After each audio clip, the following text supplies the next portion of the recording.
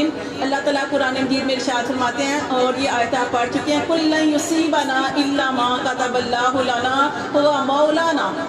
ٹھیک ہے نا، یہ آیت جو قرآن مجید کے اندر آپ پڑھ چکے ہیں، یہ آیت کہ ہرگز ہمیں کوئی تکلیف نہیں پہنچ سکتی مگر اللہ کے حکم سے۔ اور کیا کرنا چاہیے؟ ایمان والوں کو اللہ ہی کی ذات پر توکل کرنا چاہیے، اللہ ہی کی ذات پر بھروسہ کرنا چاہیے۔ اور نبی صلی اللہ علیہ وآلہ وسلم کی حدیث کا مفہوم ہے کہ جب بچہ مادر رحم میں، ماں کے پیٹ میں 120 دن کا ہو جاتا ہے تو اس کی چیزیں لکھ دی جاتی ہیں۔ کیا؟